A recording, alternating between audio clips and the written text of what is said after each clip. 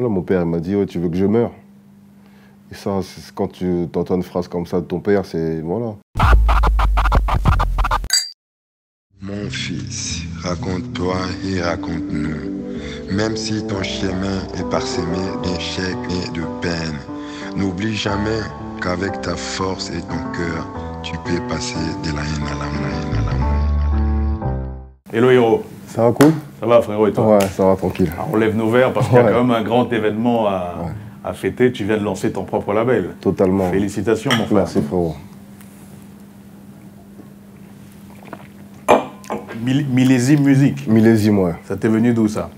Millésime, ça m'est venu d'abord d'un album de Pascal Obispo, le mot millésime. Et par la suite, après, j'ai cherché la définition. En Champagne, le millésime, c'est une bouteille, on va dire un cru qui a une forte valeur. Exactement. Donc voilà, c'est pour ça. Et voilà, pour moi, c'est un label qui aura une forte valeur dans quelques années, dans quelques mois. Donc voilà pourquoi j'ai voulu l'appeler millésime. J'ai écouté quelques titres, on a beaucoup discuté. Je sens que tu es dans une bonne phase, que tu es dans une énergie particulière. Ouais, totalement. C'est devant un nouveau défi, on a une nouvelle motivation. On va dire, on renaît en fait. À chaque défi, on renaît.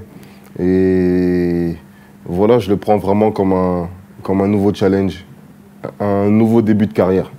La musique, c'est ta passion, c'est toute ta vie aujourd'hui. Ouais, c'est ma vie. Mais ça n'a pas toujours été le cas parce que toi, tu as rêvé d'être Neymar, d'être totalement. d'être Messi. Ouais, j'ai joué un bon niveau de foot en étant vers 14-15 ans. J'ai joué à Bretigny pour ceux qui connaissent un peu. Voilà, en niveau DH et niveau national. Et mais j'avais pas la motivation que j'ai pour la musique. Ça veut dire que j'étais pas prêt à aller m'entraîner sous la neige. J'étais pas prêt à aller supporter des blessures. Contrairement à la musique où je suis prêt à passer par n'importe quelle étape. À tout sacrifier. Voilà. Donc ouais, aujourd'hui la musique c'est ma vie. Tu as voulu être avocat aussi? Ouais. Même moi j'aime bien la justice. C'est drôle, j'ai voulu exactement la même chose. Ouais, moi j'ai d'abord voulu être archéologue. Être avocat aussi. J'ai voulu être archéologue parce que je suis fan d'histoire. Et j'ai voulu être avocat aussi après. J'aime bien la justice, j'aime bien. Mais après, j'ai vu c'était des bacs plus 8, je sais pas quoi. J'ai dit non. Moi, j'ai pas envie. On va s'arrêter là où on est. J'ai pas envie d'aller jusque-là. Ouais, j'avais pas, vraiment pas. Il y a un truc qui me surprend chez toi, c'est la musicalité africaine dont on travaille, la fibre musicale africaine dont on travaille. Pourtant, tu es allé sur le continent très très tard. Ouais. Je suis allé en 2014. 2014, je devais avoir déjà peut-être 19. Ouais. Je devais avoir 19 ans, 19-20 ans. Ouais, un peu plus même, 22 ans. 22 ans. En 91, donc ouais, j'avais 22, 23. Ouais. Et j'ai pas eu la chance que mes parents m'amènent en Afrique. Mais j'ai toujours eu cet amour-là pour l'Afrique. J'arrive pas vraiment à l'expliquer et voilà. Tant mieux que ça se soit passé à un concert. Ça fait que voilà, j'ai eu ma propre vision. C'est pas mon père qui m'a amené, qui m'a dit regarde là, là, là. Je me suis fait ma propre vision de l'Afrique. La première fois que tu es allé sur le continent, on t'a payé pour y aller. grave. Mais tu as toujours été connecté au continent, même si tu es né, tu as grandi en France, tu es né en 91. En 1991. Et en fait, ton père s'était installé en France après être passé quelque temps par l'Italie. C'est ça, il est venu avec une bourse d'études en Italie. Il a fait, je pense, quelques années en Italie et ma mère l'a rejoint en France. Et puis voilà, quoi, je crois peut-être en 89, 88. Et moi, je suis né en 1991. Donc voilà. Tes parents n'avaient pas de papier? C'est ça, ouais. C'est ça. Ouais, c'est la situation de beaucoup de personnes ici. Il y en a qui arrivent en France illégalement. Aujourd'hui, ça ressort un peu plus parce qu'on voit des corps abandonnés à la mer ou autre. Mais il y a beaucoup de gens qui risquent leur vie pour venir s'installer en France, pour venir vivre en France.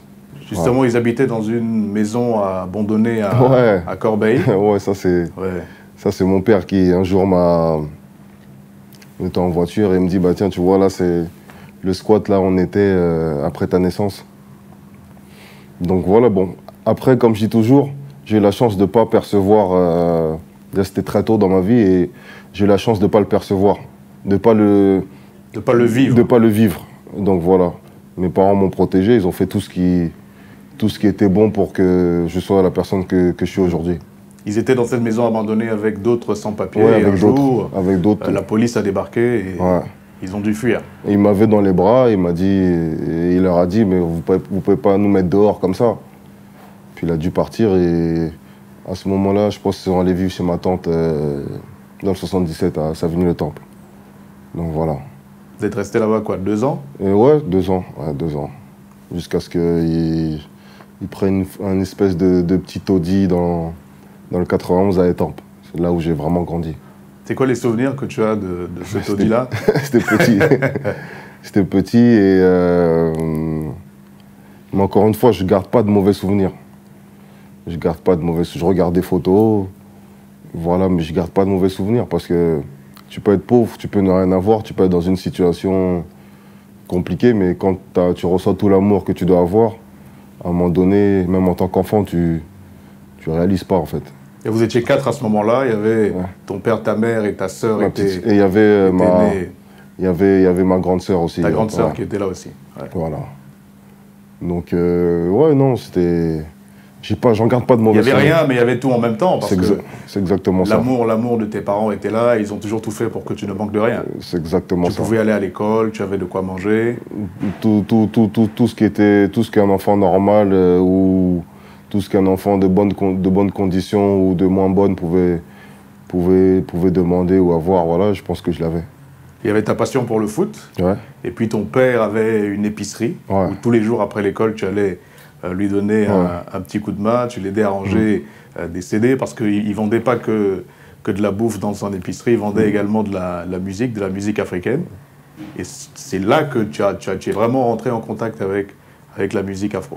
Ouais, carrément, parce que je crois de 14 ans jusqu'à 24-25, il tenait cette épicerie et voilà, on vendait tout ce qui avait un rapport avec l'Afrique, tout ce qui était en rapport avec le cosmétique. Il y avait des CD. Chaque samedi ou vendredi, il ramenait des CD pour les vendre le week-end. C'est là que j'ai découvert la musique africaine vraiment, mais de toujours pas que la musique congolaise. Il y avait la musique sénégalaise, la musique camerounaise, la musique ivoirienne. C'est là que j'ai commencé à mettre des CD pour passer le temps parce que j'avais rien à faire. À découvrir Papa Wemba, Koffi Olomide, Rasson. La Jet Set, voilà, un bon nombre d'artistes. Tu aimais déjà un peu la musique puisque tu étais un fan de rap, de Tupac notamment, mais là c'était autre chose. Ouais, là c'était autre chose parce que je suis fan de Tupac mais je me suis jamais vu rappeur. Je trouve un bon rappeur c'est quelqu'un qui a une histoire particulière à raconter ou qui est prêt à inventer. Qui est prêt à s'inventer une vie à laquelle les gens vont s'accrocher. Et moi, j'étais pas prêt à ça et de nature, je suis timide, alors je me voyais pas raconter ma vie. Je trouvais que les rappeurs, c'était vraiment des gens qui racontent. Voilà, je trouvais. Et moi, j'étais pas prêt à raconter ma vie. Je préférais parler d'amour. Voilà. Je préférais parler d'amour parce que, comme je te dis, j'ai manqué de rien. J'ai manqué de rien. C'était dur. Je sais que ça a été dur pour mes parents. Mais moi, j'ai pas ressenti cette difficulté. Tu te sentais pas malheureux, tu te sentais pas... Réservé dans mon coin, mais pas malheureux. J'étais réservé dans mon coin parce que c'est moi qui étais comme ça. J'aimais pas parler avec les gens, j'aimais pas... J'ai jamais été très bavard avec les gens. Donc, c'était plus ça, mais j'étais heureux. J'avais ma petite vie tranquille. T'étais tranquille. Et tu te découvrais une nouvelle passion. Ouais. Tu as commencé à poser sur les CD qu'il y avait dans l'épicerie. Totalement, ouais. Je mettais des sons, je chantais par-dessus. Et voilà, je disais, je veux être comme... Dans ma tête, je me disais, je veux être comme lui. Waouh. Papa Wemba, je voyais la dégaine sur la scène, je voyais l'attitude, je voyais Koffi Olomide, son Olympia. Je disais, mais ça c'est fort, c'est fort. Je voyais la foule, comment il percevait sa musique et que ça touchait les cœurs en fait. Et ça c'était... En fait je voulais devenir quelqu'un. Et je voulais pas... Et tu voulais le devenir par la musique? Au début par le foot. J'ai compris que j'étais pas prêt à faire des sacrifices pour ça. Après, ouais, par la musique, j'ai commencé à écrire des poèmes, à écrire des textes vers 15 ans, 14 ans. Et puis après, à entraîner la voix, à danser aussi beaucoup. Je voulais devenir quelqu'un, faire quelque chose. Un jour, à 16 ans, je crois, tu es allé en studio avec tes copains. Ouais, Il y a ton cousin Hattori qui était là également. Ouais. Tout le monde s'est mis à chanter, tu as chanté aussi et ils se sont tous foutus de ta gueule. Ouais, c'était catastrophique. C'était catastrophique parce que nous, on a grandi avec le chambrage. On taille, quoi, comme dans une jeune de gars de cité, quoi. On se taille, on se moque de l'autre, et puis on s'est dit un jour, venez, on va faire un son. On est parti au studio, c'était catastrophique. Et moi, je pense que comme j'avais une attitude de quelqu'un qui était sûr de lui, et ben... Ça a blessé ton ego? Non, pas du tout. Ça m'a motivé parce que je ne serais pas passé par là aujourd'hui. Je pense que j'aurais pas continué à chanter comme ça. Je suis allé, justement, je me suis battu pour bien chanter par rapport à cet épisode-là. Je me suis dit, la prochaine fois, je vais retourner au studio, je vais faire quelque chose de bien. J'y suis retourné, bon. Aujourd'hui, la chanson, j'arrive plus à l'écouter.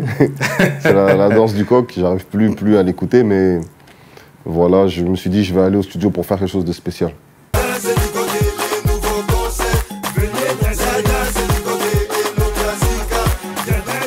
À l'époque, t'en étais fier. De la danse du coq? Oui. Ouais, on peut dire ça, parce que c'est un son à son échelle qui a plus ou moins marché. Mais c'était pas assez pour moi, parce que c'était un peu limite à Talakou, c'était de l'animation. Moi, je voulais chanter, parce que les chanteurs, ça dure.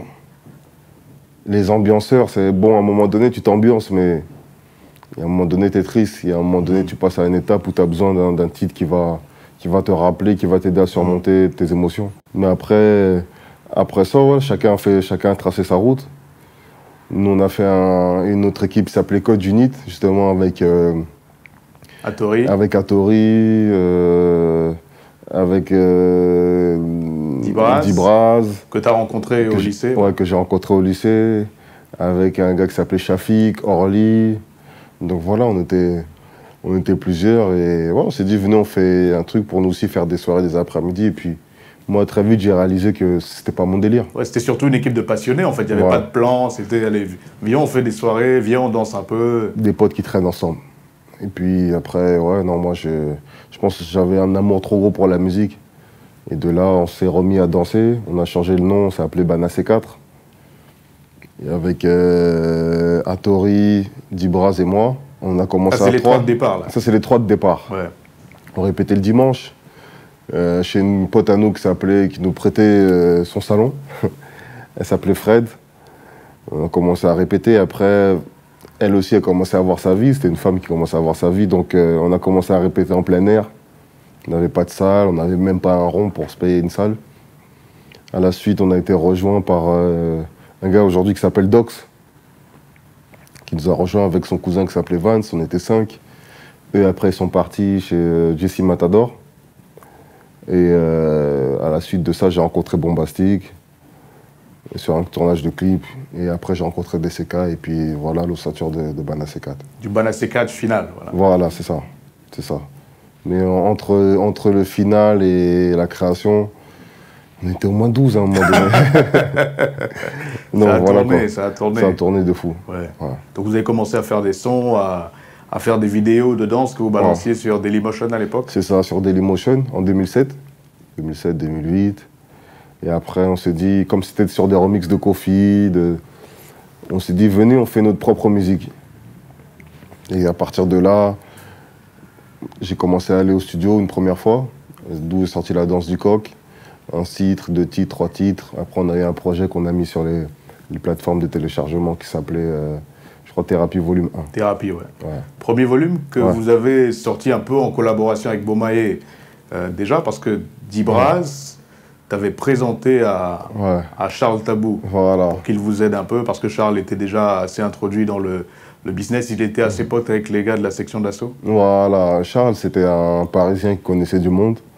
Et Dibraz me l'a vendu comme le prochain PDG, quoi. Voilà. Le monsieur qui va nous faire percer. Qui va nous faire éclater. Et puis voilà, on s'est rencontrés une première fois. Le gars, il parlait anglais, tout ça et tout. Et non, c'était amusant. On s'est dit, ouais, bon, on va voir où il peut nous amener. Et voilà, il nous a fait faire une première vidéo où j'ai pas accroché. C'était de la tectonique. C'était jamais sorti. Ouais, on dansait sur de la tectonique. Ah ouais, la tectonique cartonnait à l'époque. Voilà. On nous a dit, allez les gars, faites un son. Venez, on fait un petit son tectonique afro, une instru, et voilà, danser, ça va prendre. J'avais pas du tout accroché. Ouais, j'avais pas accroché du tout. Mais de là, après, c'est lui qui nous a dit, voilà, je vais vous présenter Afilo. C'est le producteur de mon grand frère, Youssoufa. Lui, il va vous pousser, il va vous amener quelque part. Voilà, premier rendez-vous. On avait déjà sorti un clip qui s'appelait Charabia, tout ça et tout. Et puis voilà, il a kiffé et il a dit, voilà, moi je suis prêt à vous signer. Par contre, là, j'ai pas le temps. Parce qu'il y a Youssoufa qui prépare Noir Désir. Et je sais qu'il va tout péter. Et à la suite de ça, vous pourrez profiter justement de cette aura-là, vous inquiétez pas. Mais là, tout de suite, me mettre à 100% sur vous, voilà, j'ai pas le temps. On était 1 an avant la sortie de Noir Désir, 2011, je crois. Ouais. C'est ça, c'est ça. Donc il vous a donné un coup de main sur Thérapie, il a mis le projet sur les plateformes. Ouais, on va dire, ouais. Il sur les plateformes. Mais toi, tu t'es embrouillé avec lui parce que... Parce que, comme je t'ai dit au début, moi, dès que je trouve quelque chose d'injuste, voilà, faut que je te le dise, faut que j'arrive pas à garder quelque chose que je trouve d'injuste. Et c'est vrai qu'au départ, bon, lui c'est un homme d'affaires, c'est normal, nous on se connaît pas, ni d'Adon ni d'Ève. Il voit qu'il y a des petits jeunes qui ont besoin de lui, bon, bah, il s'est dit, bon, t'as vu, voilà, moi je veux prendre ce pourcentage-là et je vais vous passer ça. Et puis non, plus on avance et plus on se voit qu'il fait pas grand-chose. Donc je suis allé le voir et je lui ai dit, t'as vu, moi je cherche pas de grand frère, je cherche pas de coup de pouce, j'ai besoin de quelqu'un qui va mettre des sous sur moi et qui cherche à en gagner en fait. Et là, dans l'optique là dans laquelle on est, j'ai pas l'impression. Et voilà, et puis il m'a dit, plus tard que, en tout cas, c'est cette phrase-là qui l'a marqué. Dans le sens où, voilà, moi j'ai été honnête avec lui. Ouais. Tu as eu du cran et de la sincérité. Totalement, totalement. Je pense plus de la sincérité. Parce que, voilà, j'ai toujours su où je voulais aller. Mais j'ai toujours pensé que, en tout cas, le succès passerait par lui. En tout cas, passerait par ses idées, passerait par son aura, passerait par ce qu'il sait faire. Et voilà pourquoi j'aurais pu dire aussi, bon, t'as vu là, c'est pas équitable, c'est pas bon, je préfère qu'on arrête. Mais non, j'ai demandé qu'il me propose autre chose. Parce que je savais que c'était par lui qu'on arriverait à faire quelque chose et je me suis pas trompé. Tu étais vraiment déterminé à réussir par la musique, déterminé. Totalement. Et au début, tu faisais la musique en cachette, tes parents ne le savaient pas, tu sortais par la fenêtre pour aller en concert. Ah ouais, grave. Ouais, parce que j'avais honte, on va dire. Parce que moi, ma mère a pris beaucoup. Et chez les Congolais, surtout, faire de la musique, c'est perçu comme être un voyou ou être un bon à rien, en fait. C'est vraiment culturel. Bizarrement, culturellement, la plus grosse chose qu'on a, c'est la musique. Mais avoir un enfant qui est musicien, c'est mal perçu. C'est bizarre. Et moi, je pensais que mes parents, ça allait poser problème. Donc, chaque chose, je prenais la fenêtre. Je passais par la fenêtre ou pour aller répéter au départ, je disais que j'allais jouer au foot. J'y allais pas. Je prenais un sac de foot où il y avait des survêtements, des trucs et j'allais à la répète. Ton père, il avait flairé... Oui, en fait, j'ai remarqué les gens qui flairent les choses avec moi me le disent plus tard. Ils me disent, tu vois, même ton foot là que tu dis, tu vois, là, je sais que tu vas pas. Donc, ouais, mais c'était ça, c'était que ouais, j'avais honte, on va dire. Et un jour, tu revenais d'un show, tu étais à la gare avec tout plein de monde parce que, évidemment, tes supporters étaient venus avec toi. Ouais. Il est 5 h du matin et là, il y a ta mère qui tombe sur toi. Ouais, elle tombe sur moi à la gare. Elle tombe sur moi à la gare et elle me demande qu'est-ce que je fais là. Il y avait v'là le monde en fait, et ça faisait trop zoulou. Ça criait dans la gare, c'était... Et elle te croyait dans ton lit? Ouais, elle me croyait dans la chambre en train de dormir, ouais. J'avais pris la fenêtre aussi. Et j'étais parti à une soirée où on devait prester. Comme par hasard, à l'époque, quand ma mère me cherchait, elle appelait à Tori. Ou elle appelait Dibraz. Mais là, comme par hasard, ils étaient déjà partis. Et j'attendais mon train, en fait. Et là, j'étais avec... Voilà les équipes et tout. Et puis ma mère, elle me dit, ouais, qu'est-ce que tu fais là? Ma mère, elle est très émotive. Et puis voilà, quoi. C'est à ce moment-là que j'ai commencé, c'est à ce moment-là que j'ai commencé à expliquer que non, là, je fais ça, je fais ça, je fais ça. Et puis, c'est bien passé, finalement. Elle a bien pris. J'aurais dû... Je sais pas si elle a bien pris, parce que plus tard, elle me voit à la télé, et moi, à chaque fois qu'on me voyait à la télé ou autre, quand j'avais ma petite sœur au téléphone, je lui demandais, et maman, elle a dit quoi? Et là, un jour où elle m'a vu à la télé, elle m'a dit, maman, elle a pleuré. Donc, bon, peut-être qu'elle a pleuré de joie. Non, ma mère, non. Ah, non, non, non. Mais je pense que c'est de la protection. La musique, en vrai, c'est là où il y a tous les vices. Il y a les femmes, il y a l'alcool, il y a la drogue, il y a... Et souvent, je pense que ma mère, elle s'imaginait pas que j'avais assez de personnalité pour pouvoir peut-être dire non, pour me protéger moi-même.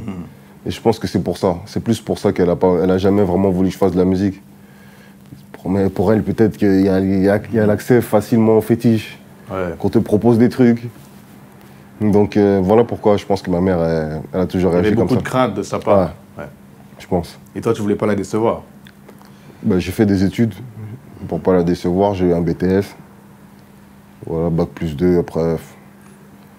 Voilà. Tu lui avais fait beaucoup de peine déjà parce que pendant que tu étais au lycée, tu es tombé un peu dans... Ouais, non, je faisais des bêtises. Dans la drogue. Ouais. Je faisais des bêtises. J'étais pas non plus... Pablo Escobar, mais bon, non plus, mais voilà, j'ai fait des petites bêtises. Tu étais un petit dealer. Ouais, on peut dire ça.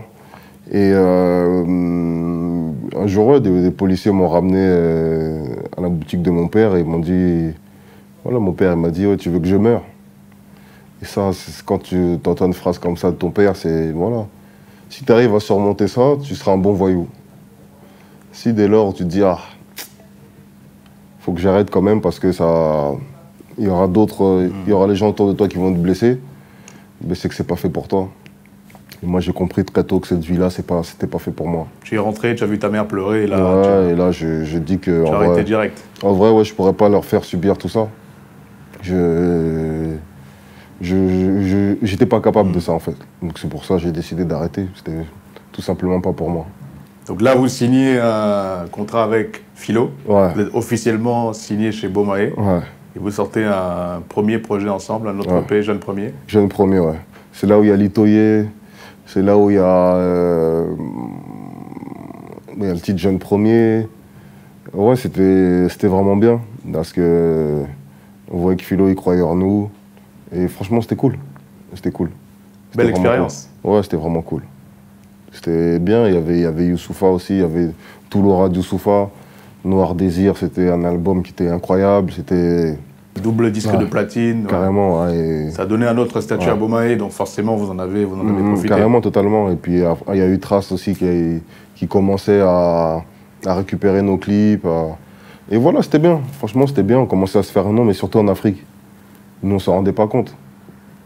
Mais surtout en Afrique, on a commencé à se faire un gros nom. C'est quand tu es allé au Congo, à Brazza, que tu t'en es rendu compte? Ouais, premier voyage en 2014, à Brazzaville.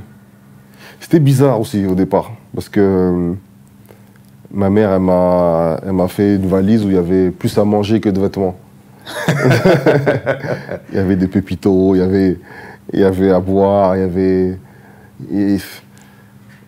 toujours dans la crainte, dans l'esprit de, tu vois, en Afrique, il ne faut pas manger n'importe quoi. Et tout. Faut pas, tu vois, et moi j'étais allé... C'est la première fois que tu y allais en plus. Ouais, j'étais en mode paro. Pas de glaçons, pas de...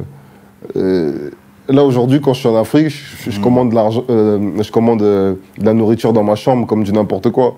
Avant, je pouvais que manger dans un restaurant. Là, on sert tout le monde. Donc j'étais dans un état d'esprit où... T'étais paro un peu. Paro de fou.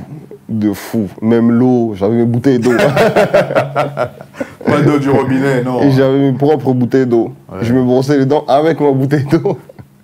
Avec ta bouteille d'eau minérale. Voilà. Ah, j'étais sûr que... J'étais paro. Ouais. Ouais. Et là, vous êtes reçu par le ministre de la Culture. Ouais, parce que après l'événement qu'on a fait à Brazza, c'est super bien passé. Les organisateurs connaissaient bien les gens de l'État et ils nous ont ramenés au ministre de la Culture et de la Jeunesse. Et puis c'est là que j'ai commencé à comprendre la grandeur du truc, quoi.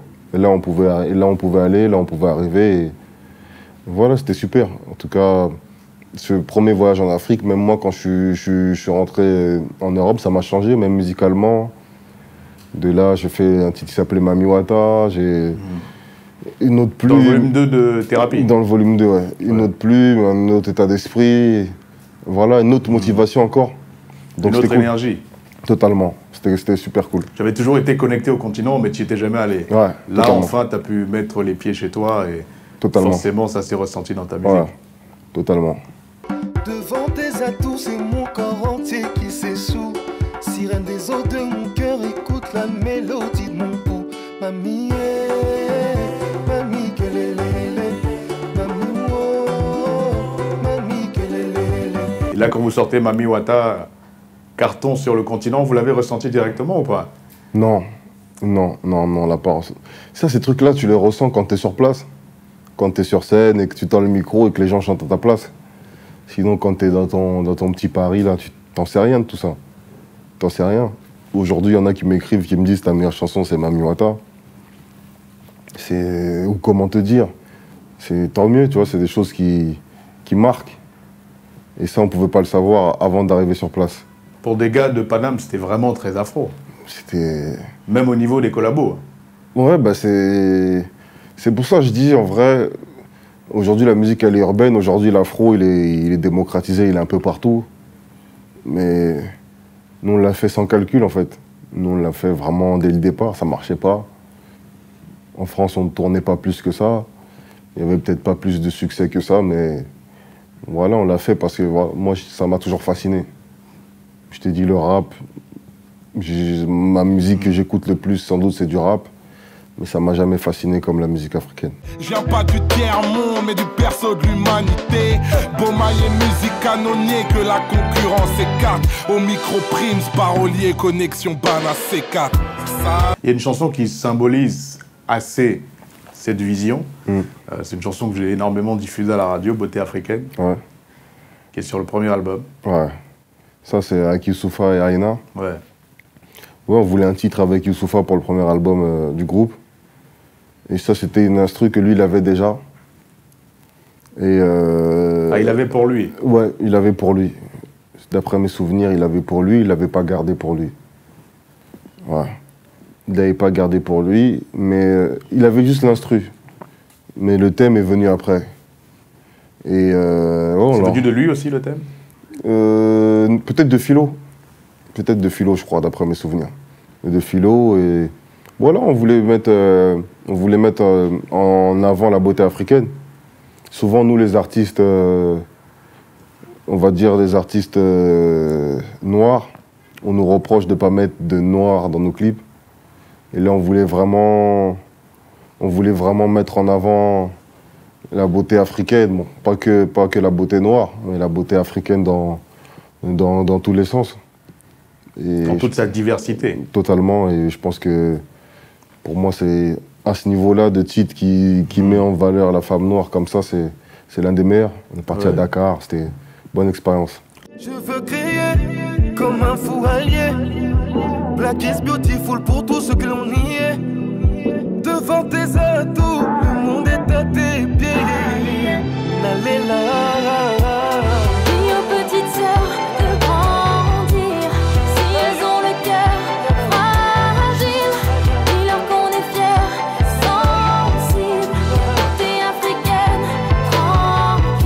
Je pense que sur cet album-là, on n'a pas fait... Ça a été un album de pont, on va dire. C'est-à-dire que l'afro a vraiment marché, vraiment peut-être 2 ans après cet album-là. Et on a voulu ouvrir, on va dire, entre guillemets, notre musique. Et ça nous a joué des tours. Dans le sens où il n'y avait plus de titres comme Mami Wata, il n'y avait plus de titres comme un son qu'on avait fait MJ. Il n'y avait plus de titres vraiment afro pur. On a voulu ouvrir notre musique. Et peut-être ça, les gens n'ont pas compris. C'est un album plus éclectique. C'est ça, ouais. Et peut-être là, les gens n'ont pas compris. Ou peut-être que c'était pas assez bien, tout simplement. Tu regrettes qu'il n'ait pas plus marché que ça? Moi, je regrette pas. Je me dis, en vrai, comme je t'ai dit au départ, tout est renouveau. En vrai, si j'avais pas d'échec, je serais pas ce que je suis aujourd'hui. J'ai besoin d'échouer. Ouais. J'ai besoin parce que j'ai peur aussi que s'il y a des gens des fois qui réussissent, c'est du tout droit et après ils s'embourgeoisent. Ils se renouvellent plus, ils cherchent plus, ils se cassent plus la tête. Je pense que tous les échecs que j'ai pu avoir, ben, je devais passer par là pour être ce que je suis. Tu le considères comme un échec, cet album-là? Commercialement, oui. Mais est-ce qu'on peut faire une vie quand tu es artiste ou quand tu es... Est-ce que tu peux faire une vie que sur te baser que sur des succès commerciaux? Non, en termes d'homme, non. Ça m'a forgé, ça m'a aidé à avancer encore plus. Le problème du succès commercial de ce projet-là, c'est peut-être aussi que votre musique parlait quand même surtout au continent. Ouais. Et que sur le continent, on n'achète pas de disques et on ne stream pas. Vous pouviez... Ouais, ça, je pense que c'est... Parce que les titres, ils ont marché quand même. Comment te dire a marché, Beauté africaine a marché. Ça, c'est un problème, je pense, qui nous suit depuis le départ. C'est qu'on a été accepté par le continent et que ça stream pas beaucoup, que ça vend pas beaucoup. Ça veut dire qu'à un moment donné, comme je dis, il y a l'environnement dans lequel on est, dans lequel on vit, c'est en France. Et la musique, elle a plus pété en Afrique, sur cet album-là. Et du coup, ben, il n'y a pas eu de rencontre entre les deux publics. Mais après, avec cet album-là, on a fait des concerts. Donc c'est pour ça, c'est un échec peut-être commercial, mais en termes de spectacle, en termes de retombées artistiques, ça a été super. La notoriété du groupe a continué à grandir. Totalement, ouais. Donc voilà. Donc là, vous êtes lancé direct, deuxième album? Non, on n'a fait qu'un album avec Ben AC4. On a fait 3 EP et un album. Ouais. Et Ponayo, alors? Ouais. Ponayo, donc... Attends, tu connais même mieux. Tu connais même mieux que moi. 2 albums? 2 albums.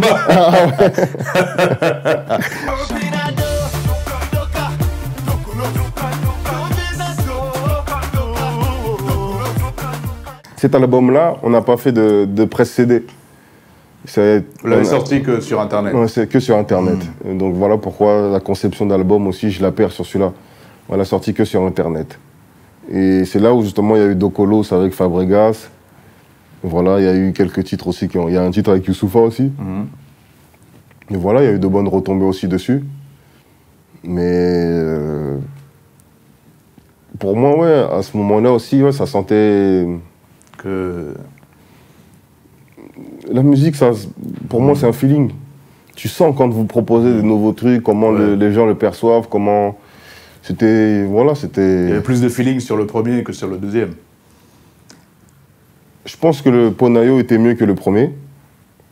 Mais j'ai aimé faire le premier. J'ai plus aimé faire le premier quand même. Ouais. Malgré mes peines et mes blessures, mes bras ne sont pas baissés. Et si jamais j'abandonne, c'est que t'es à mes côtés.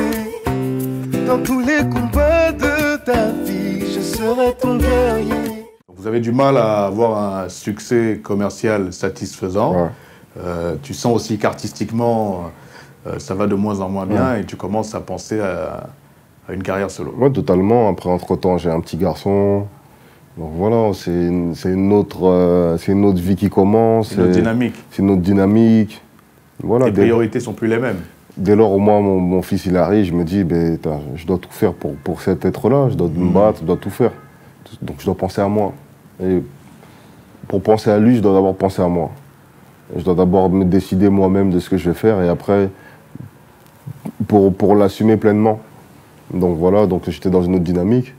On s'est vu avec les gars et puis voilà, moi j'ai fait part de ma volonté. Et là où je dis c'est des vrais frères, on aurait pu se déchirer par rapport à ça.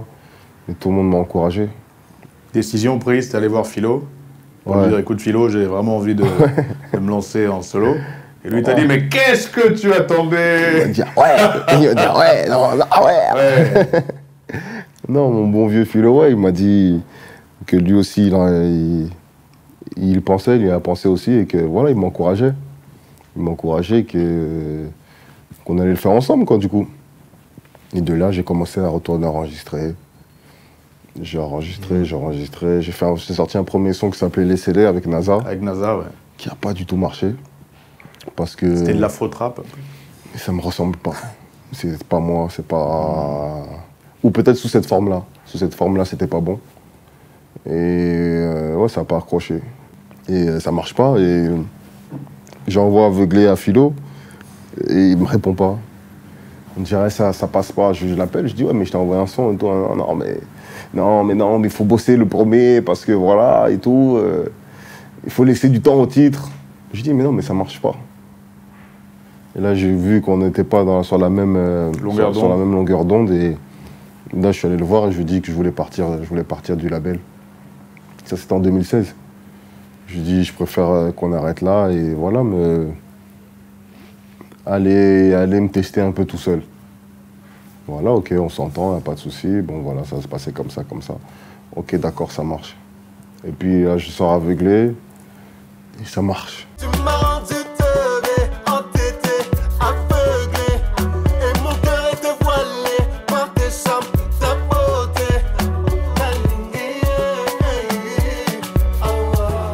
J'ai appelé Shelly, je lui ai dit, t'as vu cette chanson-là, j'y crois de fou malade.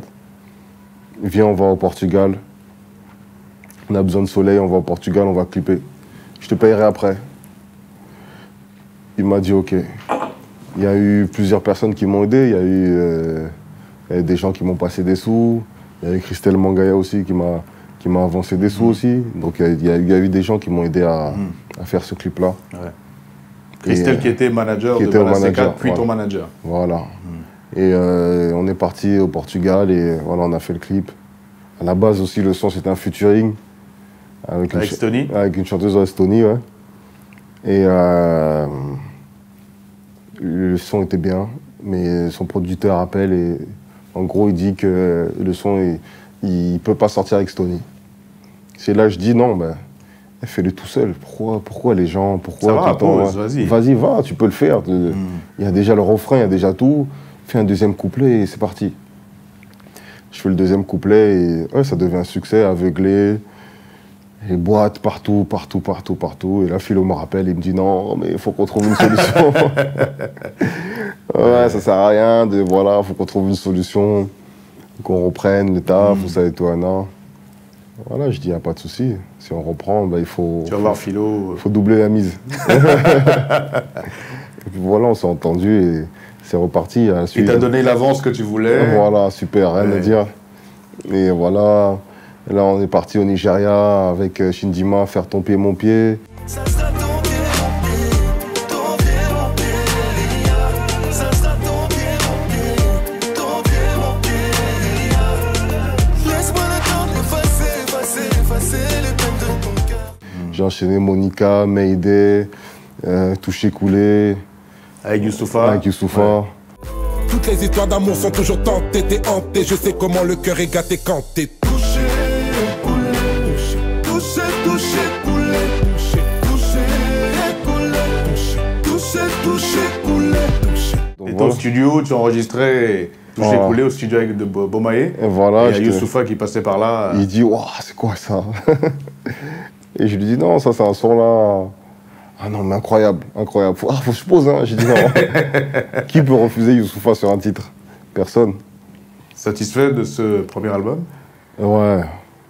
Ouais, parce que musicalement, je pense que ça a été une bonne expérience. En termes de son, en termes de...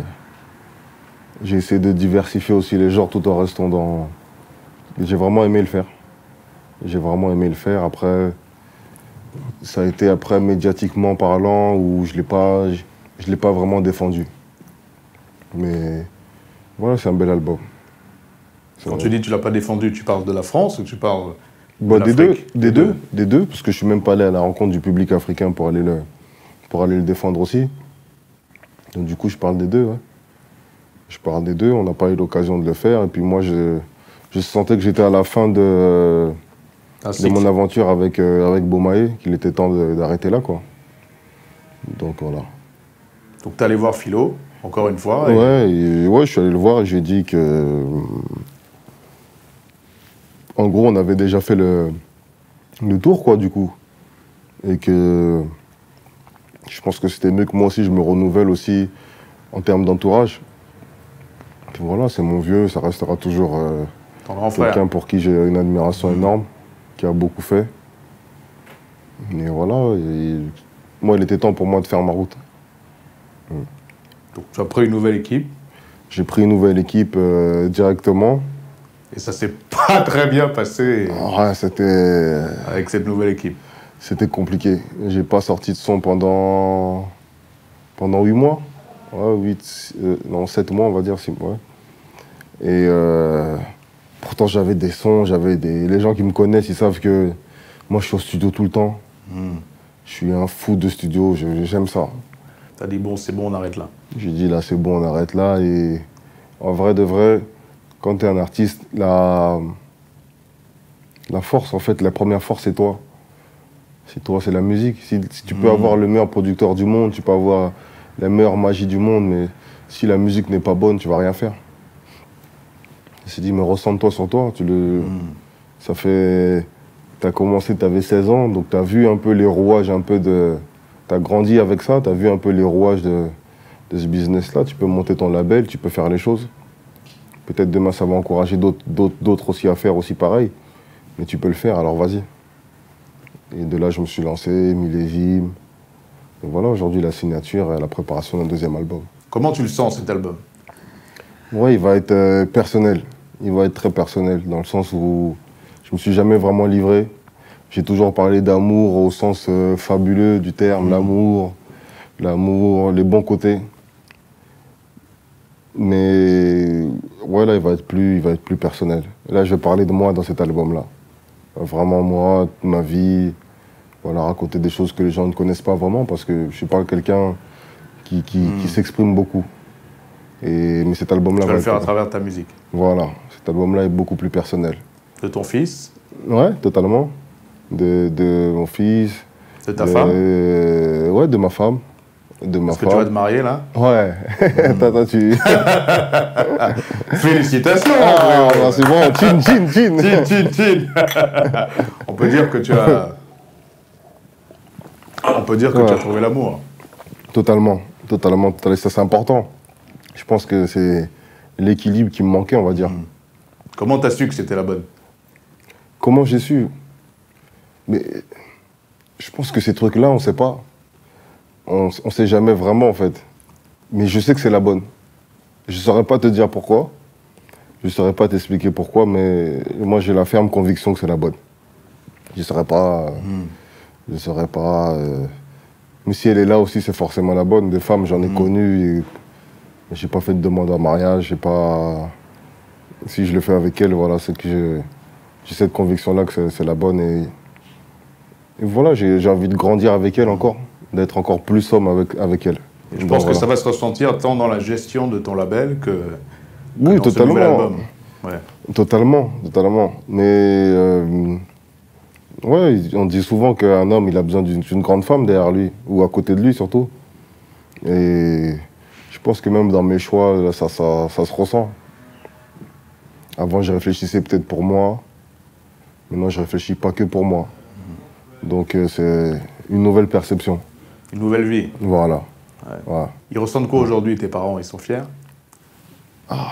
J'espère, là, parce que là, et là, s'ils sont pas fiers, c'est malheureux. Ouais.